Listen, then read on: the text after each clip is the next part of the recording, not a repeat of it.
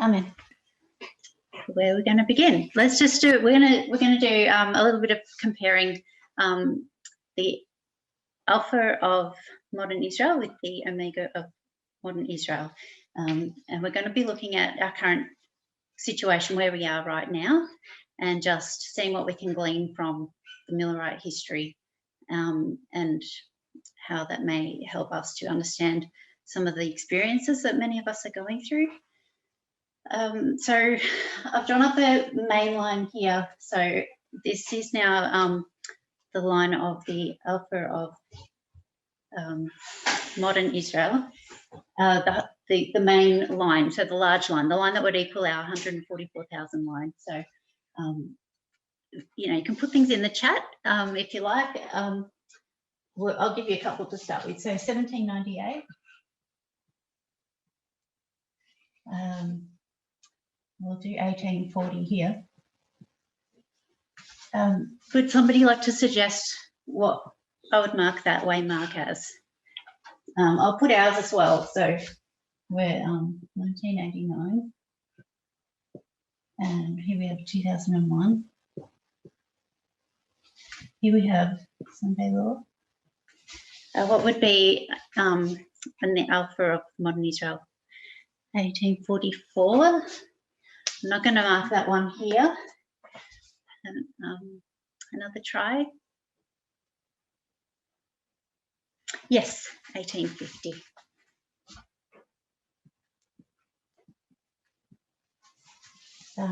Maybe we'll go to the last one. Does anybody know?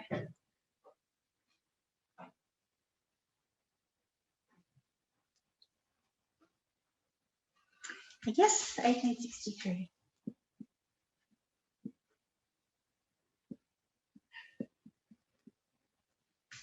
And the missing one, which we have as further progression.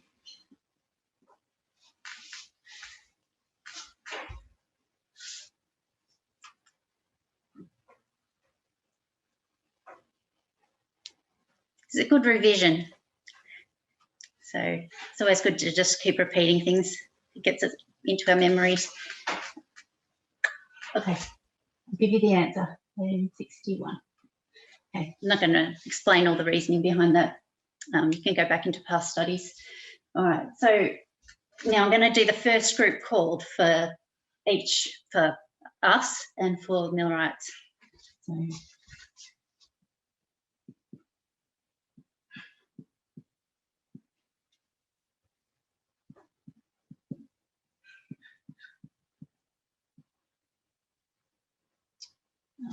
and this is all modern Israel.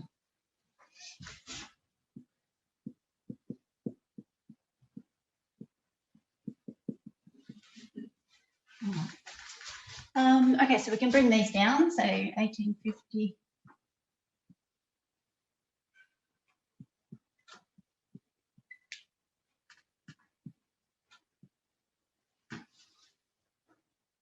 I got that right. Oh, no, hang on. I've got the lines lined up wrong.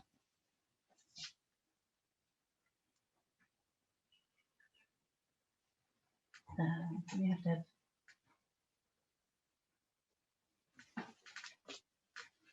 This is these line up, that's the second one, then we've actually got the other two main ones in there. And then I'm going to be focusing on this last bit here. So we bring 1840 down, we've got 2001, and we've got 1989. All right, so here we've got we'll mark Sunday Law.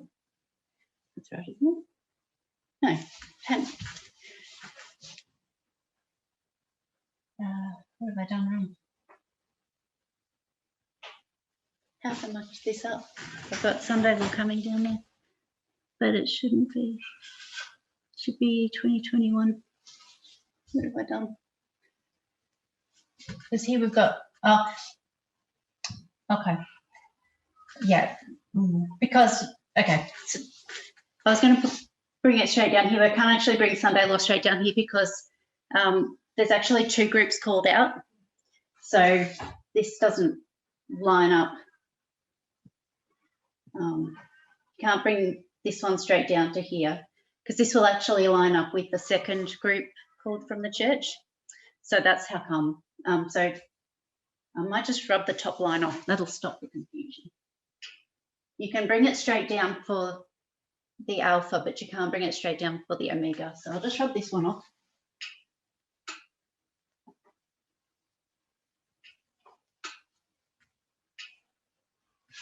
If someone's confused about that, can you just write in the chat that you're confused and I'll explain. Otherwise, I'll assume you understand what I mean.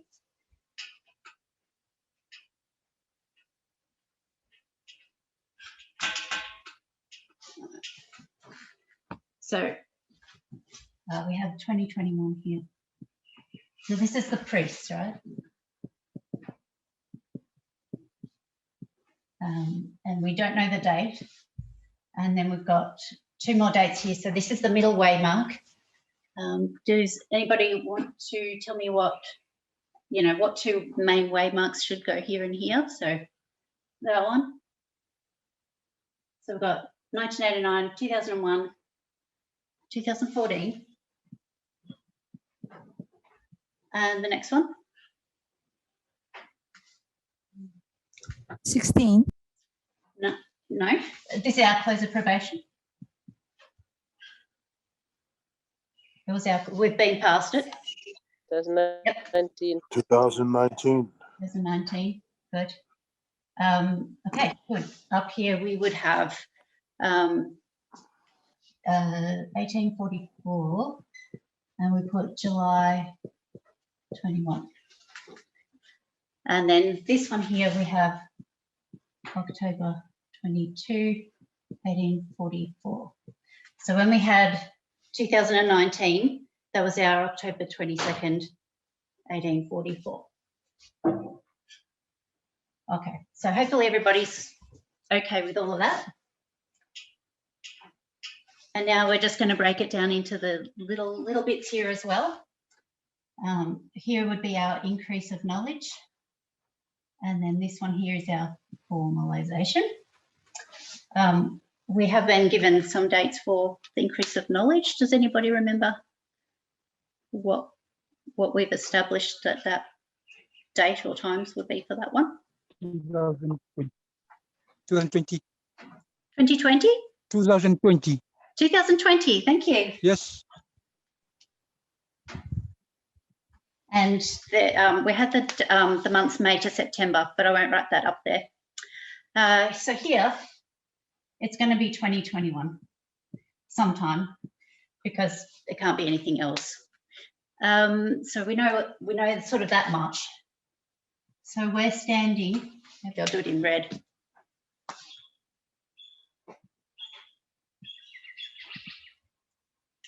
This is where we're standing at the moment. In there, okay. Hopefully you can see that okay. Up here, we want to work out, because we're going to have a look at their history and apply it and see what we can glean from that history. It'd be good to know when we're looking at as well for that. So same sort of time period. Any idea?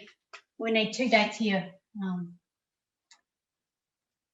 I think that's been established, and it has to do with the Mexican-American War. So I don't know if anybody remembers that, but we've been given a year for each of those waymarks.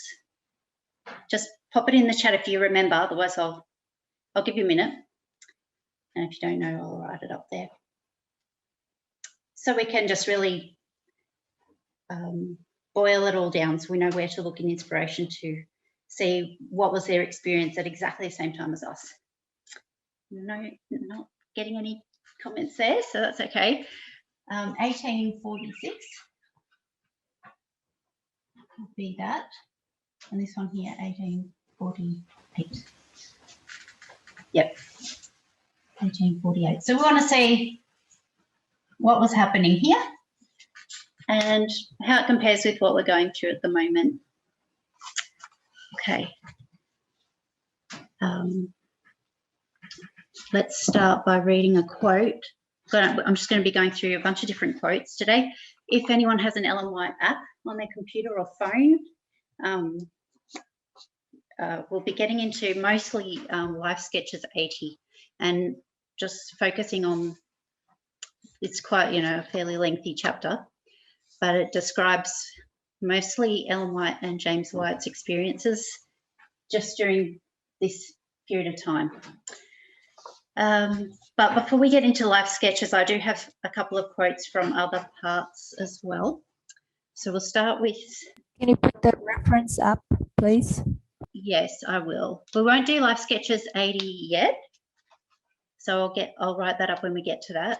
But I want to start with early writings, page 74. Let me just make a list up here.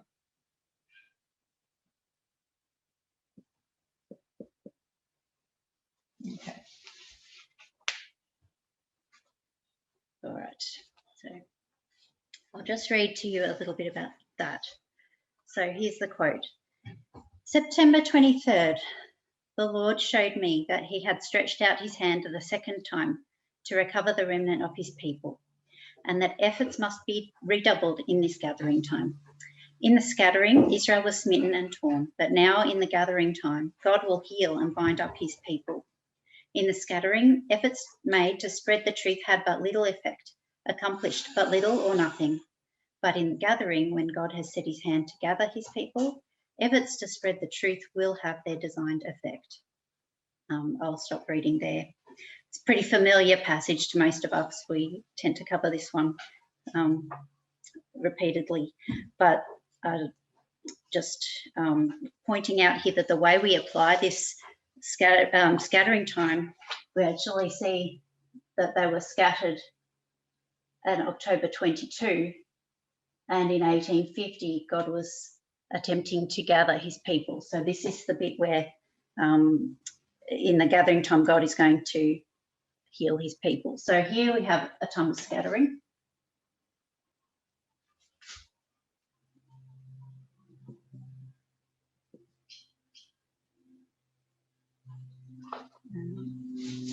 Scattering. Smitten. Smitten, like hit, like beaten. Torn. And we can also see there that the efforts to spread messages had but little effect, so they're having trouble there. But little effect. Okay, so I don't know if you can see, but I mean, I think a lot of us feel scattered at the moment. We've got the virus, we're all in lockdowns, nobody can travel anywhere. We can do Zoom. We don't have any prophecy schools going on though, so it's somewhat limited. Our interactions aren't face to face, so there's some difficulties that we're all going through with that.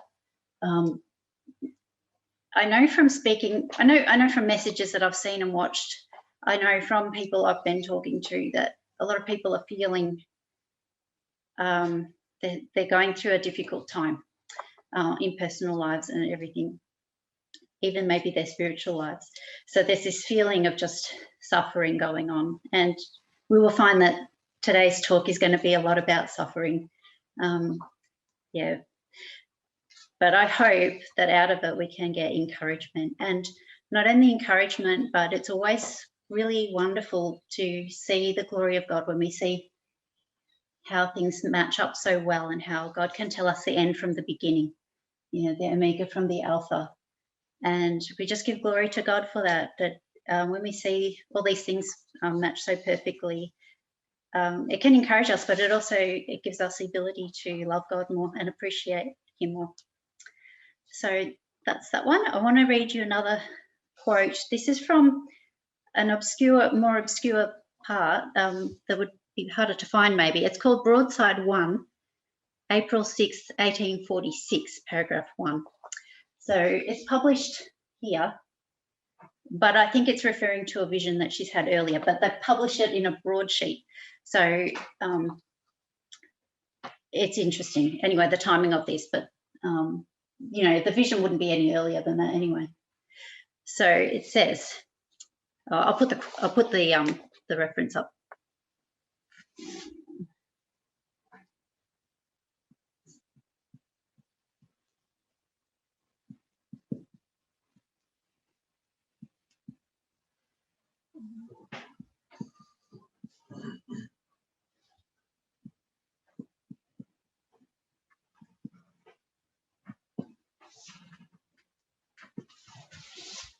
that fits in.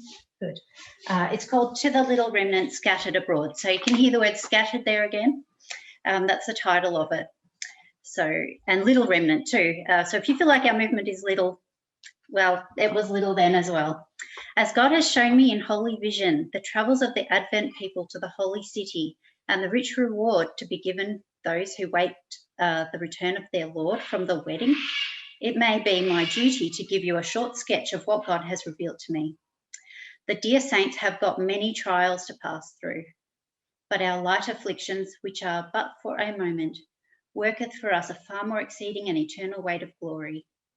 While we look not at the things which are seen, for the things which are seen are temporal, but the things which are not seen are eternal. I have tried to bring back a good report and a few grapes from the heavenly Canaan, for which many would stone me, as the congregation bade stone Caleb and Joshua for their report. But I declare to you, my brethren and sisters in the Lord, it is a goodly land, and we are well able to go up and possess it. Then that broadside will continue on to a vision of heaven and the new earth. Plenty of things there to encourage God's people. Encouragement there when they need to have that in mind as they enter this time of difficulty. You can see it's being published as these difficult times are coming upon them. Keep your mind focused on the heavenly Canaan. Think about all the wonders there and the joys there. And if you can keep your eye on that, that will help you pass through this difficult challenge. So you can see here as well, kind of warned in advance that things ahead are going to be difficult. Likewise here, and I think for us, it's going to be difficult for a long period of time, not just here. We are going into the closer and closer we get to the crisis, and through the crisis, things are not going to get easier. So we need to be prepared to persevere for a long period of time. Sometimes we can handle a short crisis, but when it goes on and on, we can become tired and weary and be tempted to give up. So I'll just pop we can take a picture at the end of the board so you can keep that for reflection later. Many trials.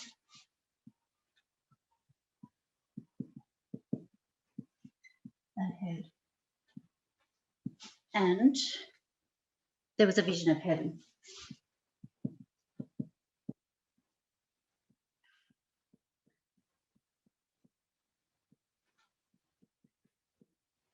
Okay, that's my second little quote.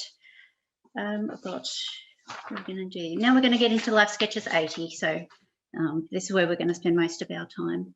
I'll put that up there for you. So Life Sketches 80, chapter 7. I might just, there's a little bit at the end of chapter 6, which we'll read, but most it'll be chapter 7. So I'll put the paragraph number up for you.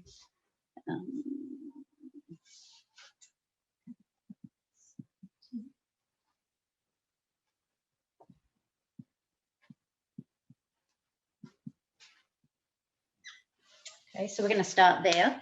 And the reason we're going to start in this paragraph here, even though it's just at the end of chapter 6, is because I'm just using the dates that she's given, which helps us to locate. So here we have the first mention of 1846 in their experience. And some paragraphs, we're going to just go through paragraph by paragraph through as much as we can in the time I've got. Some of the paragraphs, I'm just going to tell you what the paragraph was about, and that's it. Other paragraphs, I'll tell you what it was about, and then we'll read a quote from it and make some application of that. So this one here, 236.2, I'm not going to read that out, but it is about Bates wanting to believe that Ellen White is a prophet, but he didn't feel he could at that stage. The next paragraph is paragraph 3, and Ellen White has a vision of a soft halo of light around the Sabbath. So I'll read a small quote from that paragraph. It starts with Jesus raised. So Jesus raised the cover of the ark, and I beheld the tables of stone on which the 10 commandments were written. I was amazed as I saw the 4th commandment in the very center of the 10 precepts with a soft halo of light encircling it. So we have here in this time frame, so we're here, a vision about the Sabbath. So what's that got to do with our time now? What are we learning about today that they would have learned about the Sabbath? Perhaps pop it in the chat, or you can even unmute yourself and comment.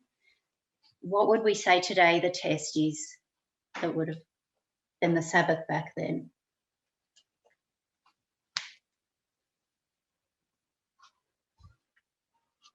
What's our message about?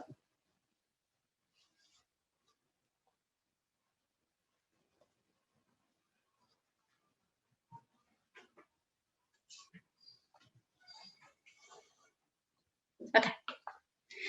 Two streams, yeah. Equality. I'm saying equality.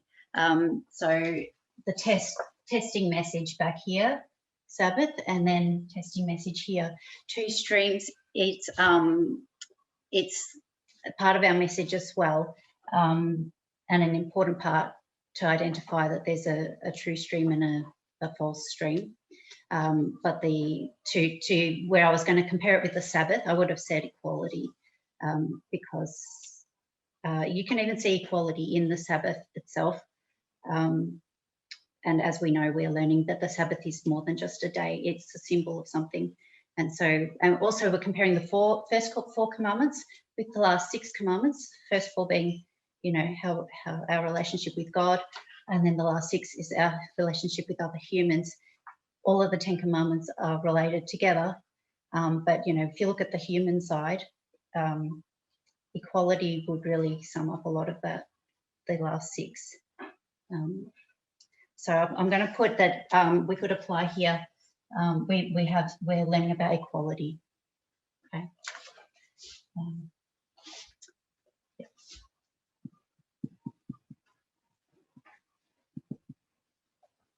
Equality. Now something else. I'll probably read the next paragraph before we do that one.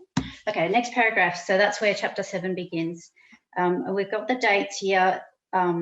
Starts from August 1846. So we're still in 1846. We're in August.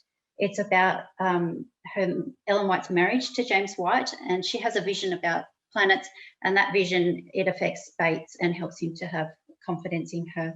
I'm not going to apply what that would mean now, but the marriage part I'm going to focus on.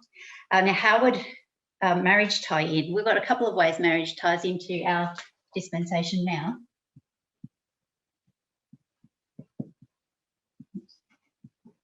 We kind of have 2 witnesses for this, because equality and marriage, Sabbath and marriage are twin institutions, so we're told. So you can take the Sabbath one from her vision of the Sabbath and see marriage there, because Sabbath and marriage are related. We also see her actual marriage, and we can see marriage here as well in our dispensation. We are actually, Elder Paminda has been teaching us about courtship marriage here in this time. So we can see, you see marriage in both. I hope that you can see that's nice that ties together. All right, so next paragraph, it's 239.1. It's a paragraph about Ellen White being very sick, and then she gets healed. So we see throughout this whole chapter, she keeps getting sick or weak or afflicted in some physical form. Oftentimes there's prayer for her. People, you know, they'll call a group of people together to pray or whatever, and eventually she'll be healed. I'm going to just pick the quotes out, which don't go into the healing part. It's just focusing on the sickness and the suffering part, because my theme for this talk is really about the suffering that we're going through. So, but just keep in mind that she does get relief from these sicknesses in between. So reading from this paragraph, I was shown that I would be much afflicted, and that we would have a trial of our faith on our return to Gorham, where my parents had moved. On our return, I was taken very sick and suffered extremely. My parents' husband and sisters united in prayer for me, but I suffered on for 3 weeks. Our neighbours thought I could not live. I often fainted like one dead, but in answer to prayer revived again. My agony was such that I pled with those around me not to pray for me, for I thought their prayers were protracting my sufferings. Brother and Sister Nichols of Dorchester, Massachusetts, heard of my afflictions, and their son Henry visited us, bringing things for my comfort. My sufferings increased until every breath came with a groan.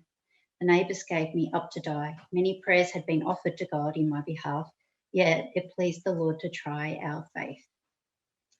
So we can see here that there's affliction up here this time. Affliction, there's a trial of their faith, not just her faith personally, but theirs as a group. There was suffering, extremely, sickness, even a desire to maybe die because the suffering was so great.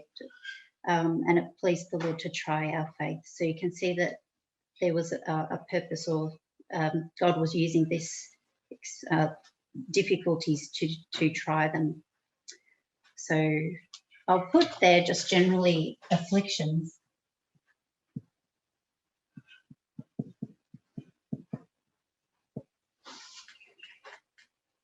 I'll put tests.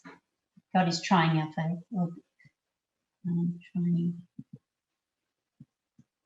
faith. Tests. There's testing times, and oftentimes when God is testing us, I think he steps back a little bit, lets us suffer it out, and he's seeing, testing us out to see how he goes. Doesn't sort of, I think sometimes he just steps back and lets us suffer a little bit, and then waits for us to call upon him. So if people are feeling afflicted and suffering here, you're not, it's not unrelated to the prophetic history that we have.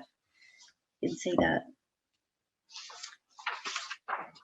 The next paragraph is 240.1, and it was that the neighbours thought that Ellen White had died. It explains why. I won't go into that. The next paragraph is 240.2. There's a steamboat she's on, and there's a storm during this steamboat ride.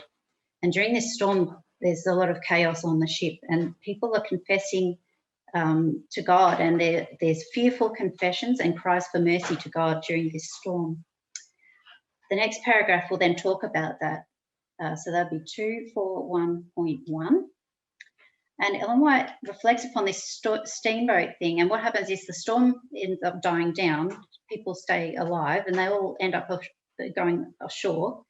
And the people that go ashore, they forgot about those, they had made like pledges to God that I'll serve you if you let me survive, or I'm sorry for my sins, or whatever it is, forgive me. But it wasn't sincere. It was driven by fear and not by love. And she compares this to the day of the Lord's fierce anger. So we know that this dispensation for us is like a shadow of the Jacob's time of trouble. It's like the day of the Lord for us. We did know it was going to be difficult. I think just some people are surprised about how long it's taking, and how, and some of the ways, like the actual ways it's manifested. But she parallels here, this time here, with the day of the Lord's fierce anger. So just read a part of that. This scene brought vividly to my mind the day of the Lord's fierce anger, when the storm of his wrath will come upon the poor sinner. Then there will be bitter cries, tears, and confession of sin and pleading for mercy when it will be too late. Because I have called and you refused, I have stretched out my hand and no man regarded, but ye have set at naught all my counsel and would none of my reproof. I also will laugh at your calamity. I will mock when your fear cometh. I might actually, just before we make any application as well, I'll read the next paragraph. That's 241.2. And she's going to compare this experience of this day of the Lord's fierce anger with deathbed confessions, similar. It says, I was forcibly reminded of deathbed repentance. Some who serve themselves and Satan all their lives, as sickness subdues them and a fearful uncertainty is before them, manifest some sorrow for sin and perhaps say they are willing to die, and their friends make themselves believe that they have been truly converted and fitted for heaven. But if these should recover, they would be as rebellious as ever. I'm reminded of Proverbs 1:27 and 28. When your fear cometh as desolation and your destruction cometh as a whirlwind, when distress and anguish cometh upon you, then shall they call upon me, but I will not answer. They shall seek me early, but they shall not find me. So it's just a situation where people here, we can say it's a type of fractal of the day of the Lord, I already mentioned. It's post-close of probation because it's too late. The quote there in paragraph 1 is about it being too late. God has been calling. They evidently have not repented or changed here. Now they're in trouble. Now they beg for forgiveness, but they've missed their opportunity, and it's now not possible for them to be saved. And if they were to recover, they would just go back to doing sin again. So God mocks. I've got God mocks there. It's an evidence that whatever message is being, these people here that are doing this, they rejected the message that came here before close of probation. It's just evident later. And it also had in that second paragraph that friends wanted to believe that these people are truly converted. So there may be people that that you have been hoping are truly converted, just like you would for somebody on their deathbed. But God would know that if the fear was removed, that they would be as rebellious as ever, and God will not answer them. So a bit of a solemn message for everybody. Okay, the next paragraph. It's paragraph 3 on the same page. This paragraph is about Ellen White's first son, Henry, being born. James White is hauling stone to make a living, and they're living at a family called the Howlands. Now, this has to do with their poverty and their difficult labour, the tiredness that they feel. So we were poor and saw close times. My husband worked at hauling stone on the railroad, which wore the skin on his fingers through, and the blood started in many places.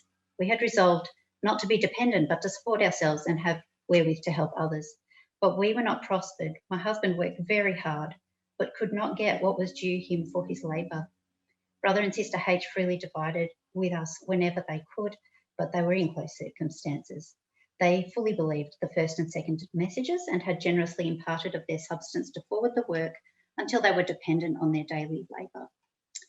So I could just see that there's a lot of poverty for them. Today, people might not be necessarily financially poor, but people are working hard, especially in the message leaders, our elders, people that are, in leadership positions. They're working very hard, very long hours, tiring, especially with the nature of international ministry. It's 24 hours a day, probably 7 days a week. For them in particular, it's very difficult. It's intensive labour. There's pain and suffering. There's working hard, but a feeling of not prospering. We also see here some financial supporters are also struggling in that time. So you've got people that have given a lot, but now they're sort of struggling. I'm not sure how people are going in terms of whether they're financially struggling now, but I know some people have lost jobs during the virus. But it's just generally you see they're going through an experience, and I think many probably can identify with that now as well. 242.1. Let's check the time. 8:50. So yep. Okay. James White changes jobs to wood chopping. He's suffering, and he walked into us in a storm to get provisions. If you read this whole chapter, it's just full of misery, I'm afraid. With a continual pain in his side, he worked from early morning till dark to earn about 50 cents a day. He was prevented from sleeping nights by severe pain. We endeavoured to keep up good courage and trust the Lord. I did not murmur. In the morning, I felt grateful to God that he had preserved us through another night, and at night I was thankful that he had kept us through another day. One day, when our provisions were gone, husband went to his employer to get money or provisions. It was a stormy day, and he walked 3 miles and back in the rain, passing through the village of Brunswick, where he had often lectured, carrying a bag of provisions on his back, tied in different apartments. As he entered the house, very weary, my heart sunk within me. My first feelings were that God had forsaken us. I said to my husband, "Have we come to this? Has the Lord left us?" I could not restrain my tears and wept aloud for hours until I fainted. It's very sad. So there's continual pain here. It's severe pain. There's long hours. They're having difficulty sleeping as well. They're just sort of surviving from moment to moment, just asking God for grace to get through the next night and the next day. But they're not murmuring, but they do feel emotionally that they've been forsaken by God. There's discouragement and weeping. So if you're either a student or a leader or anywhere in between, and you're experiencing these feelings, that parallels their history. 243, paragraph 1. Ellen White comes to understand her trials, and they start getting invitations to travel and speak, but they're prohibited from traveling because they've got a child. And she also decides what to do about Henry in terms of whether to give him milk or some clothing. So just a summary of that paragraph, but I'm just going to pick this part out. At this time, I was shown that the Lord had been trying us for our good and to prepare us to labour for others, that he had been stirring up our nest, lest we should settle down in ease, and that our work was to labour for souls, that if we had been prospered, home would be so pleasant that we would be unwilling to leave it to travel, and that we had been suffering trial to prepare us for still greater conflicts that we would suffer in our travels. We soon received letters from brethren in different states inviting us to come and visit them, but we had no means to take us out of the state. Our reply was that the way was not open before us. I thought that it would be impossible for me to travel with my child, and that we did not wish to be dependent and were very careful to live within our means. So the points I'm going to pick up in this paragraph: the Lord was trying them for their good. The Lord is trying us for our good. The Lord is preparing them to labour for others. The Lord is preparing us to labour for others. He did not want them to settle in ease. He does not want us to settle in ease. The priority is souls and to prepare for greater conflicts ahead. So I think that's really a good lesson. Paragraph 2, Henry gets sick. They fear it's God's judgment. They plead with God and make a deal with God. I'll read you this quote. We had made the child an excuse for not travelling and labouring for the good of others, and we feared the Lord was about to remove him. Once more we went before the Lord, praying that he would have compassion on us, and if the child was to be taken from us in wrath because we had not been willing to travel, to spare the life of the child, and we would go forth trusting in him wherever he might send us. So they're recognising that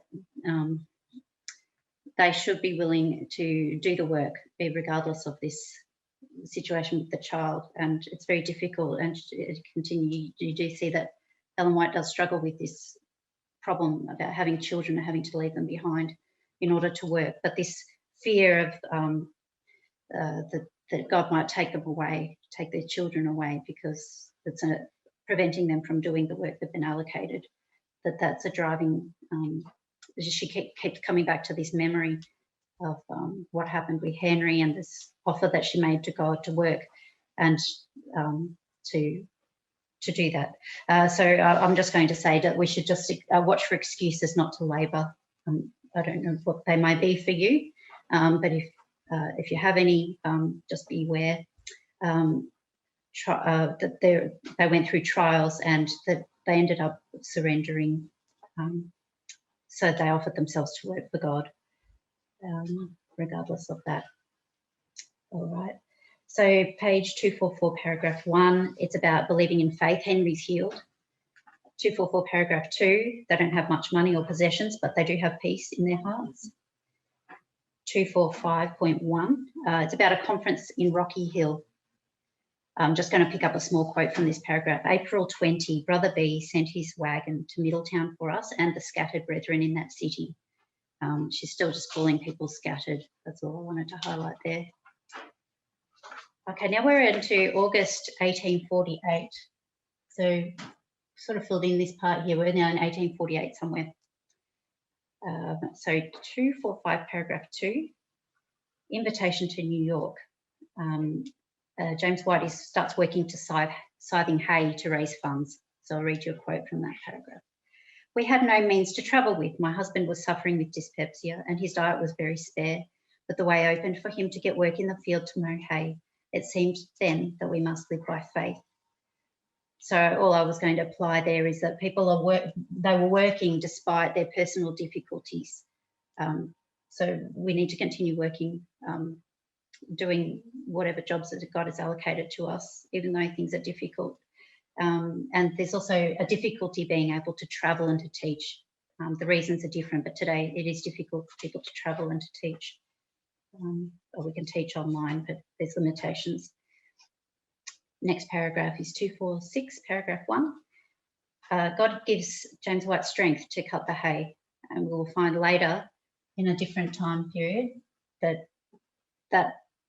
doesn't happen for him. So James White is given strength for cutting hay here, but later he's told he would not be given strength to cut hay. So we'll get to that if we have time, hopefully. So here's the paragraph. We have suffered from labour, fatigue. Oh, this is, I think this is what James White said. It's a quote of James White. We have suffered from labour, fatigue, pain, hunger, cold and heat, while endeavouring to do our brethren and sisters good, and we hold ourselves ready to suffer more if God requires. I rejoice today that ease, pleasure and comfort in this life are a sacrifice on the altar of my faith and hope. If our happiness consists in making others happy, we are happy indeed. The true disciple will not live to gratify beloved self, but for Christ and for the good of his little ones. He is to sacrifice his ease, his pleasure, his comfort, his convenience, his will, and his own selfish wishes for Christ's cause, or never reign with him on his throne. So just a wonderful quote to show us what our attitude to our suffering should be, coming from somebody who's been there. Next paragraph, 246, paragraph 2. They're going to go to New York. They leave Henry to be looked after, and Ellen White is suffering a cough. I don't know about what to make of the cough, but that's the theme of that paragraph. We left our little Henry, then 10 months old, in Sister Boy's care at Middletown. This was a severe trial to me. I had not been separated from him before for one night. My health was poor, and it was impossible for me to travel and have the care of our child, and we dared not let our affection for the child keep us from the path of duty. Jesus laid down his life to save us. How small is any sacrifice we can make compared with his? And I would dare say that that was a huge sacrifice that many of us would struggle to make. So the message there to us is just daring not to let our affections keep us from the path of duty. 247, paragraph 1, coughing. Again, still talking about her coughing. She had trouble talking. Test of faith, healing. So she gets healed. And then it's got this bit about a pimple appearing on her face, and it's there for some years. Don't know what to make of the pimple, but it's there. So it must probably mean something. Next paragraph is 247, paragraph 2. There's a conference in Volney, New York. No one agrees. People are strenuously pushing for erroneous doctrines, and people are attempting to usurp meetings. So I'll read a quote from him. There were about 35 present, all that could be collected in that part of the state, but there were hardly 2 agreed. Each was strenuous for his views, declaring that they were according to the Bible. All were anxious for an opportunity to advance their sentiments and preach to us. They were told that we had not come so great a distance to hear them, but we had come to teach them the truth. There's only 35 people present there, so there's not many people in this movement back then either. We can also see that there's disunity among the people pushing erroneous views and not listening. I guess that there may be people amongst our movement that are pushing their erroneous views and not listening, and maybe wanting to teach rather than to listen. So just, yeah, identifying that, I suppose. The next paragraph, 248, paragraph 1. Ellen White is grieved and faints, and there's a prayer and a vision. Okay, I'll read this quote here, starting with these words. My accompanying angel presented before me some of the errors of those present, and also the truth in contrast with their errors, that these discordant views, which they claimed to be according to the Bible, were only according to their opinion of the Bible, and that they must yield their errors and unite upon the third angel's message. That's a good quote, I think. We have people with opinions, they're not using methodology, and they must yield their errors and unite upon the third angel's message, and unity is achieved. Now, our message is about equality. People need to yield their errors and unite upon the third angel's message. That's a clear message. And using methodology, not personal opinions, baggage that they're carrying over from things in the past. Next paragraph, 249, paragraph 1. It's a meeting in Port Gibson. Bates falls in the water and drops money. Sister H is healed, gives up snuff and improves her health. I'm not going to apply anything about Bates falling in the water and losing his money. I have no idea. but I will read some of the quote to you. There were those present who loved the truth, but were listening to and cherishing error. But the Lord wrought for us in power before the close of that meeting. I was again shown in vision the importance of the brethren in Western New York laying their differences aside and uniting upon Bible truth. Our visit proved, our visit proved a benefit to that family. Sister H had been a sufferer for years with catarrh. She had used snuff for this affliction and said she could not live without it. She suffered much pain in her head. We recommended her to go to the Lord, the great physician who would heal her affliction. She decided to do so, and we had a season of prayer for her. She left the use of snuff entirely. Her difficulties were greatly relieved, and her health from that time on was better than it had been for years. So I'm just picking up from this paragraph that people who love the truth, there are people who love the truth. There's been all this sort of disunity and stuff, but there are people who love the truth, but they kind of got caught up in listening to and cherishing error. I suppose there was confusion because of these many voices, and there's another call for unity in the truth. And then a mention of the snuff, there's reforms, mentioning of health reforms there. Now we've got something about jewellery to do with the reforms or the vows as well. Page 250, paragraph 1. There's a sister who's wearing gold and she's rebuked. While at Brother Harris, I had an interview with a sister who wore gold and yet professed to be looking for Christ's coming. We spoke of the express declarations of Scripture against it, but she referred to where Solomon was commanded to beautify the temple and to the statement that the streets of the city of God were pure gold. She said that if we could improve our appearance by wearing gold so as to have influence in the world, it was right. I replied that we were poor fallen mortals, and instead of decorating these bodies because Solomon's temple was so gloriously adorned, we should remember our fallen condition and that it cost the sufferings and the death of the Son of God to redeem us. This should cause in us self-abasement. Jesus is our pattern. I'm just picking up that it's a mentioning of jewellery really there, and that we are not going into full liberalism, but we are holding on to the reforms. 250, paragraph 2, it's just about arriving at the Abbey's family. The next paragraph, 251.1. Brother Abbey. Oh, okay, so they go to the Abbey's place to stay, and Brother Abbey is cautious of the visitors that have arrived, which is the whites and whoever's with them. And you can see this family has been under affliction too. They have been sick and suffering. So there's other people in the movement that are also suffering. I'll just read this quote. This dear family were just coming out from the furnace of affliction. They had been visited with that dreadful scourge, smallpox, and were just recovering. So just seeing the other people in the movement, not just Ellen White and James White, are sort of going through troubles. Next paragraph, paragraph 2. Suffering trials are in the form of Satan's agents. So I'll read this quote. While we were there, we had an exhibition of some of the trials they had passed through from those visiting them who had made great pretensions, but were Satan's agents to worry and devour.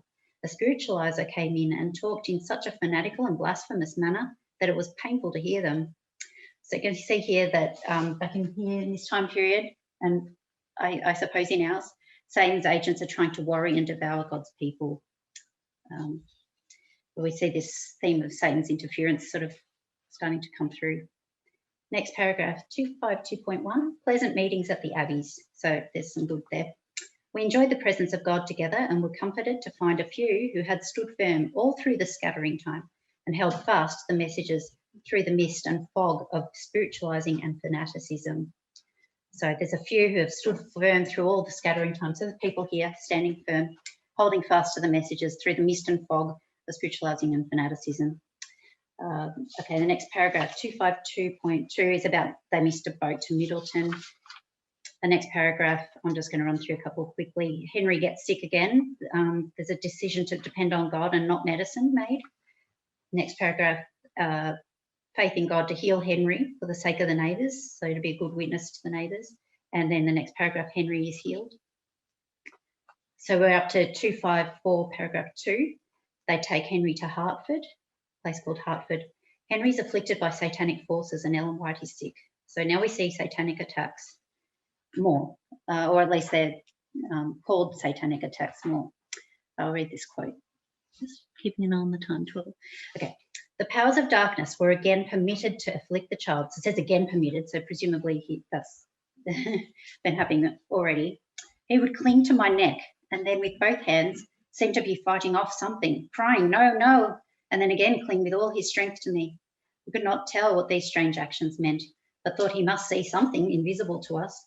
Satan was unwilling to lose his prey. Was he troubling the child, or were his evil angels by their presence exciting his fears and causing him to act thus? In our season of prayer that morning, we rebuked the power of the enemy and our child was no more afflicted. We took the boat to Portland, but I was very sick and could not take care of my child. I fainted a number of times. So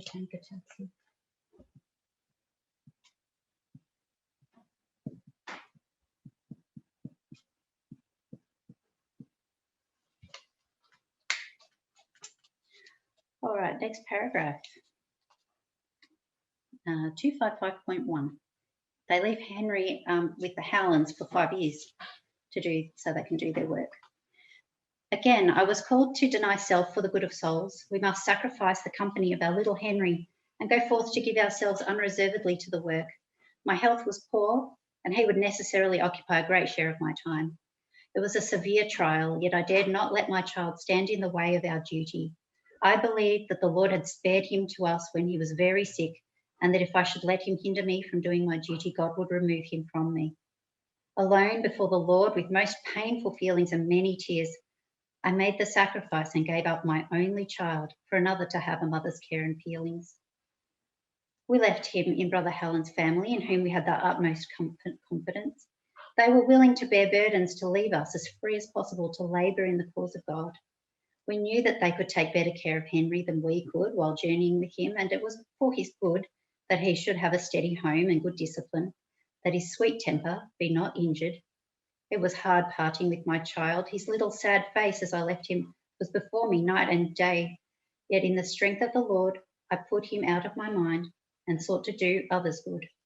Brother Howland's family had the whole charge of Henry for 5 years without any recompense and provided him all his clothing, except a present I would bring him once a year, as Hannah did Samuel.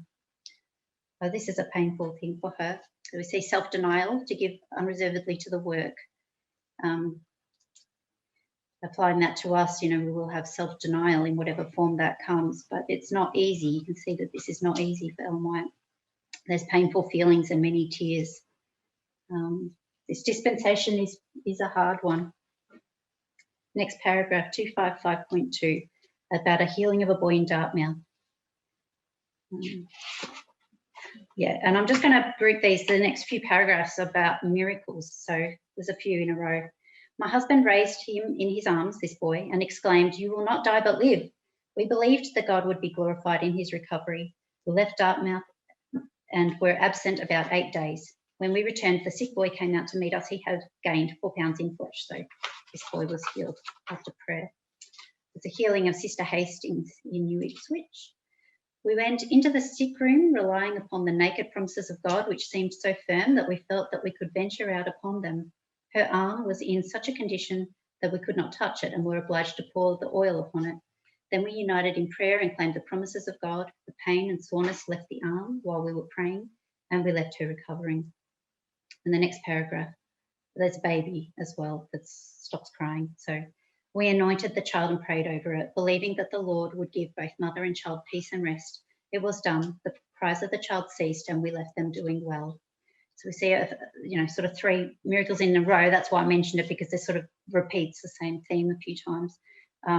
Applying that to now, I don't know, will you make a spiritual application of like spiritual healing, perhaps? I'm not probably going to comment much more than that. Next paragraph, 257.2. In 1 year's time, Sister Hastings dies, and this leads to the salvation of her children. The next paragraph is Sister Temple is found to be in good health. I think that's the lady from before. I think it might be the one that gave up snuff. I'd have to double check that. Okay, June 1849. So now we're coming out of this, past the formalisation. So we're not here yet, but I did want to just read a few quotes from here as well, because it gives you an idea of what's ahead, what kinds of things. So 258.2 is about Sister Bonboy, I don't know how to say her name, moves in and offers to keep house for them. The next paragraph, paragraph 3, cholera is prevailing, and there's a dream about water, so it's interesting. I'll read it to you. One night, I dreamed that many were dying with the cholera. My husband proposed that we should walk out, and in our walk, I noticed that his eyes looked bloodshot, his countenance flushed, and his lips pale. I told him I feared that he would be an easy subject for the cholera. Said he, "Walk on a little further and I will show you a sure remedy for the cholera." As we walked on, we came to a bridge over a stream of water, when he abruptly left me and plunged out of sight into the water. I was frightened, but he soon arose, holding in his hand a glass of sparkling water. He said he drank it, saying, "This water cures all manner of diseases." He plunged in again, out of sight, brought up another glass of clear water, and as he held it up, repeated the same words. I felt sad that he did not offer me some of the water. Said he, "There's a secret spring in the bottom of this river which cures all manner of diseases, and all who obtain it must plunge at a venture. No one can obtain it for another. Each must plunge for it himself." As he drank the glass of water, I looked at his countenance. His complexion was fair and natural. He seemed to possess health and vigour. So what we take from that, I've just got, there's symbolism there about sickness and clear water. You can see this bit about no one can obtain it for another. That reminded me of the 10 virgins and the oil. So I'm not really going to try to make any more application than that, except that it could be worth exploring. So it's interesting. 259.1, they start to plan to write and publish. When they start planning to write and publish, things kind of escalate a bit for them in terms of attacks, satanic attacks and things. On his return, my husband was impressed that it was his duty to write and publish the present truth. He was greatly encouraged and blessed as he decided thus to do. But again, he would be in doubt and perplexity as he was penniless. There were those who had means, but they chose to keep it. He at length gave up in discouragement and decided to look for a field of grass to mow. As he left the house, a burden was rolled upon me and I fainted. Prayer was offered for me and I was blessed and taken off in vision. I saw that the Lord had blessed and strengthened my husband to labour in the field 1 year before, that he had made a right disposition of the means he then earned, and that he would have 100-fold in this life. He would have 100-fold in this life, and if faithful, a rich reward in the kingdom of God. But that the Lord would not now give him the strength to labour in the field, for he had another work for him, that if he, James White, ventured into the field, he would be cut down by sickness, but that he must write, and walk out by faith. So you see here, there's plans for evangelism. There's planning to do this paper, but James White has to dedicate his full strength to doing the writing. And so there's a different, God is going to respond differently to him mowing. He wouldn't support that this time around because James White is required to do something else. So obviously closer towards 2021, there's going to be more emphasis on these evangelism. So keep that in mind, I guess, as we get closer. 260.1, publishing tracts at Middleton.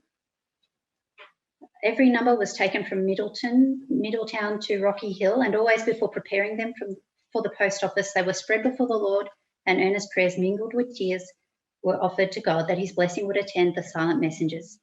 Very soon letters came bringing means to publish the paper and the good news of many souls embracing the truth. So they're basically very poor when they start doing this work. They're supposed to step out in faith. They start doing it, they're praying over these leaflets, and then money starts coming in. So you can see there's a beginning of the evangelism there, and it's successful and funds are raised. There's another baby, Edson. Now this one I think is quite interesting because it mentions Pentecost. So see if you can notice when I get to that bit. Those who observed the Sabbath of the Lord had not had a meeting for 1 year and a half.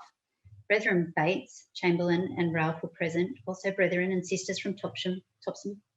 One F.T. Howland, a notable fanatic, was present. He had long troubled God's children with his errors and harsh spirit. Honest souls whom the Lord loved but who had long been in error were at the meeting. While engaged in prayer, the Spirit of the Lord rested upon Brother S. Howland. His face was white and a light seemed to rest upon it. He went towards F.T. Howland and in the name of the Lord bid him leave the assembly of the saints. Said he, "You have torn the hearts of God's children and made them bleed. Leave the house or God will smite you." That rebellious spirit, never before known to fear or to yield, sprang for his hat and in terror left the house. The power of God descended, something as it did on the day of Pentecost, and 5 or 6 who had been deceived and led into error and fanaticism fell prostrate to the floor. Parents confessed to their children and children to their parents and to one another. Brother J. and Andrews, with deep feeling, exclaimed, "I would exchange 1,000 errors for one truth." Such a scene of confessing and pleading with God for forgiveness we have seldom witnessed. That meeting was the beginning of better days to the children of God in Paris, the place where they were.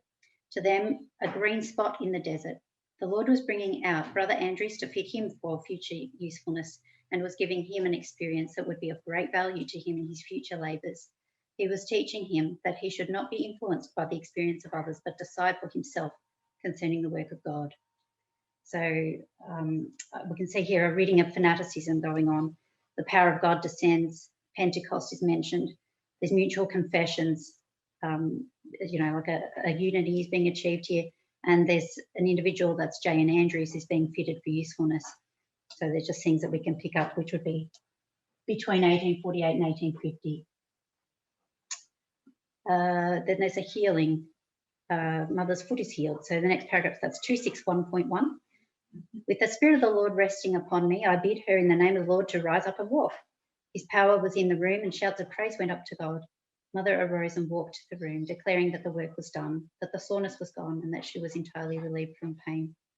I just thought it sounded like the disciples when they said, "Rise up and walk." That's the only reason I picked that out. Next paragraph, I think basically I won't read any more of the quotes.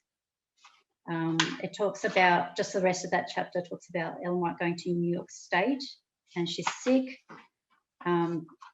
They dealing again with money, tobacco and snuff, people's use of those things. There's strife between poor and rich. It's actually the poor that seem to be the main problem. They're loafing, so they try to reform them. Then there's baby Edson, he's seriously sick a few times.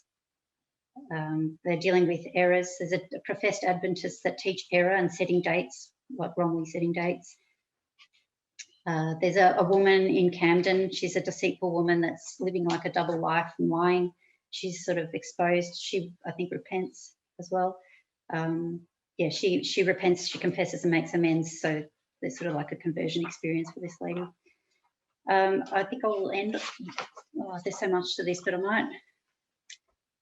Probably just going forward in this life sketches one, you just sort of see the struggles continue as we move forward as well. There's depression, questioning, people feeling, there's satanic attacks. There's a lot of labour that sort of feels like they're struggling to achieve a lot. But there's a comment there that every sacrifice is noted and will be rewarded. I might read that one.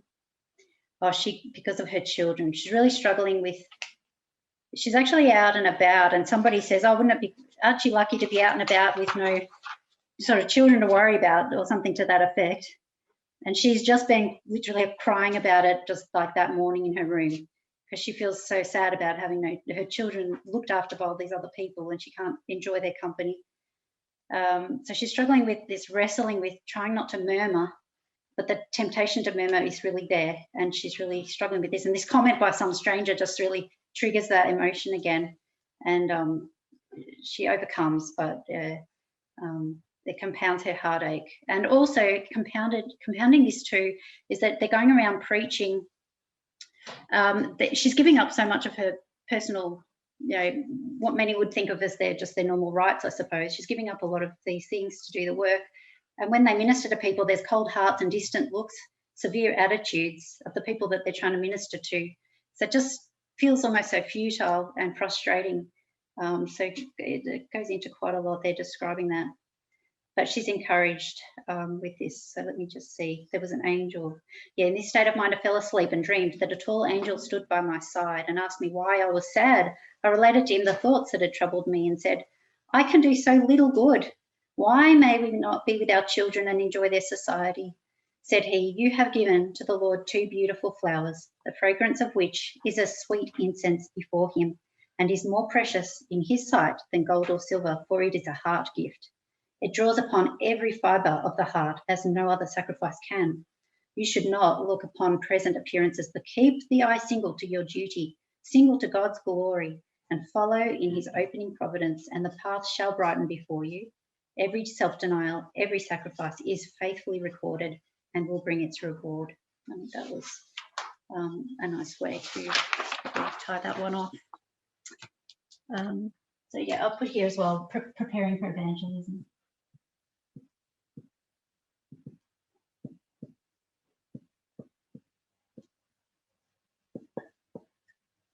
I could probably put sacrifices there.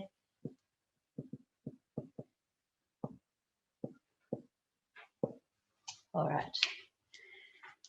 So I'm going to take us to Spiritual Gifts, Volume 1, our chapter on covetousness. I don't know what you imagined it to look like when you read this chapter. I'm sure you're very familiar with it. Get the impression that people were tempted to get rich and sort of just went into worldliness that way. But looking at the situation that these people were going through, to them, they just want to live like a normal life. I don't think they really wanted to get like super rich or anything. They just wanted to live like normal people do. And that's where their real struggle is. So I'll read this now about Satan and his approach to God's people. We'll start with, I'll put the thing here.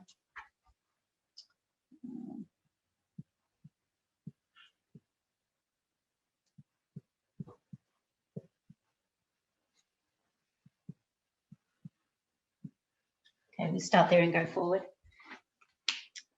That there. Okay, I saw Satan and his angels consulting together. He bade his angels go and lay their snares, especially for those who were looking for Christ's second appearing and who were keeping all of God's commandments. Satan told his angels that the churches were all asleep, that is, in the other churches. He would increase his power and lying wonders, and he could hold them. But this sect of Sabbath keepers we hate. So this sect of people after equality, we hate. They are continually working against us and taking from us our subjects and keep that hated law of God. Go, make the possessors of lands and money drunk with cares. That means worries and troubles. So here, worries and troubles. If you can make them place their affections upon these things, we have them yet. They may profess what they please, only make them care more for money than the success of Christ's kingdom or the spread of the truths we hate. Present the world before them in the most attractive light, that they may love and idolize it. We must keep all the means in our ranks we can. The more means they have, the more they will injure our kingdom by getting our subjects.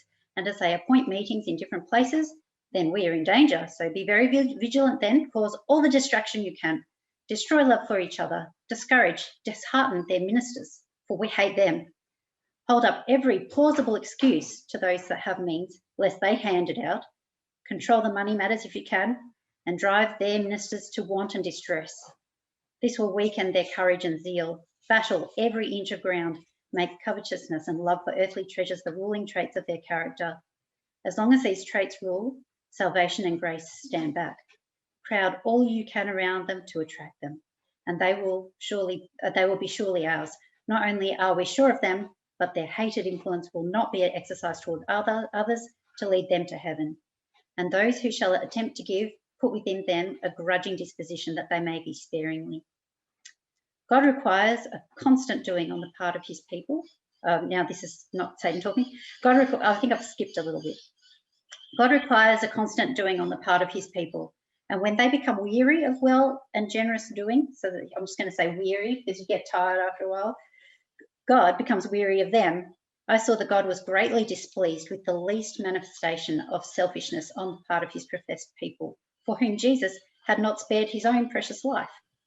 Every selfish, covetous individual will fall out by the way, like Judas who sold his Lord. They will sell good principles and a noble, generous disposition for a little of earth's gain.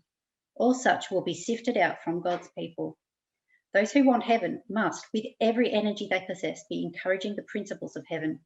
And instead of their souls withering up with selfishness, they should be expanding with benevolence, and every opportunity should be improved in doing good to one another and increasing and growing more and more into the principles of heaven. Jesus was held up to me as the perfect pattern. His life was without selfish interest and was marked with disinterested benevolence. So it looks like the people who would be giving to the work, maybe some of them are not poor, but they're not generous either. So there may be, we might be able to apply that to today too. 53, I thought you're 50. Pardon? No, okay. No, nearly at the end. What's the time? Oh, not too bad. Okay, you're doing well. A lot of reading today. Okay, put number quote 4. Okay, J.N. Lof, how do you say his name? Lofra. Okay, this is from his book. It just describes his little comment on this time period as well, which is interesting. What was I going to say about this one? Covers the satanic attacks.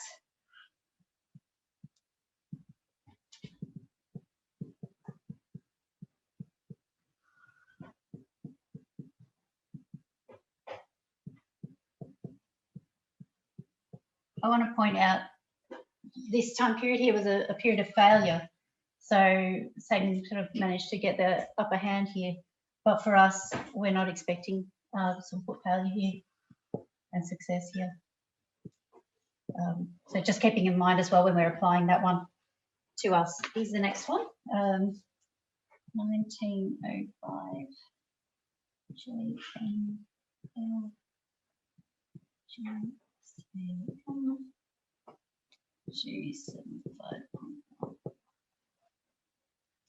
Okay. Yeah, I like this one as well. I hope it encourages you. These predictions were made in 1848. I can't remember what they were, but anyway, predictions were made in 1848 concerning the rise and spread of Sabbath truth. Okay. To look at the situation from a human standpoint at that time, reason would say that prediction can never be fulfilled. One man remarked to one of our labourers soon after the prediction was made, "It will take you 144,000 years to do what you propose." What, they would say? 3 preachers, Elder White and wife and Elder Bates, all penniless, with less than 100 adherents, all of whom are destitute of money, going forth with a few hundred copies of an 80-page tract on the Sabbath question to give a warning message to all the world. Preposterous assumption. While those thus reasoning said impossible, faith in the message and the testimony of assured success said, in the name of Israel's God, it will be done, and trusting in his strength, it must be done. So we know that it was a history of failure, but the Adventist Church did come out of this movement, and it is quite a large church today. So we see this tiny little band of people did do quite a lot. So be encouraged by that. Small and destitute.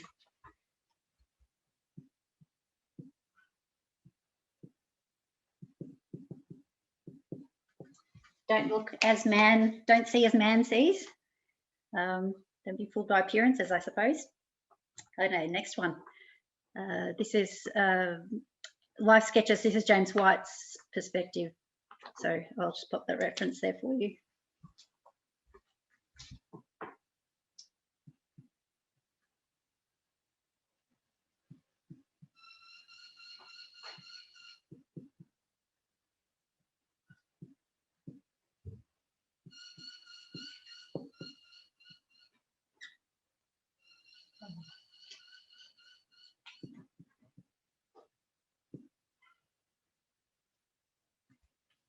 Okay, this is what James White had to say. God called us in our poverty and led us through the furnace of affliction to give us an experience which should be of great worth to us and an example to others who should afterwards join us in labour. Our Master was a man of sorrows. He was acquainted with grief, and those who suffer with him will reign with him. When the Lord appeared to Saul in his conversion, he did not purpose to show him how much good he should enjoy, but what great things he should suffer for his name. Suffering has been the portion of the people of God from the days of the martyr Abel. The patriarchs suffered for being true to God and obedient to his commandments. The great head of the church suffered for our sake. His first apostles and the primitive church suffered. The millions of martyrs suffered, and the reformers suffered. And why should we, who have the blessed hope of immortality to be consummated at the soon appearing of Christ, shrink from a life of suffering? Were it possible to reach the tree of life in the midst of the paradise of God without suffering, we would not enjoy so rich a reward for which we had not suffered. We would shrink back from the glory and shame would seize us in the presence of those who had fought the good fight, had run the race with patience, and had laid hold on eternal life. But none will be there who have not chosen to suffer affliction with the people of God, as did Moses. The prophet John saw the multitude of the redeemed and inquired who they were. The prompt answer came, "These are they which came out of great tribulation and have washed their robes and made them white in the blood of the Lamb." So he lists all these people and says, you would actually be probably embarrassed and ashamed to be there eating from that tree with all these other heroes around you who suffered for Christ. So I'll just write the list of them. So when you can you see how far down does this go? I need to go up a bit. I'll just tilt that. And I'll just put a list of who he mentions. So Saul, Abel, Moses, patriarchs, apostles, primitive church,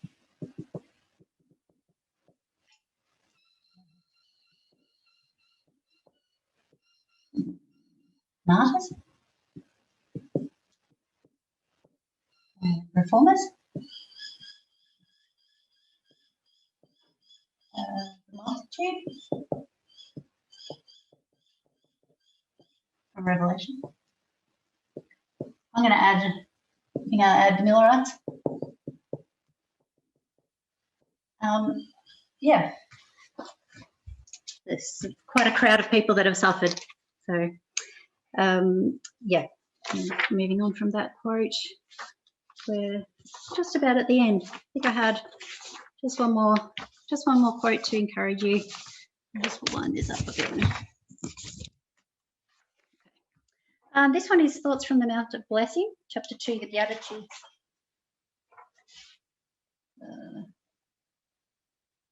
I'll put it down here. See that? 10.3. And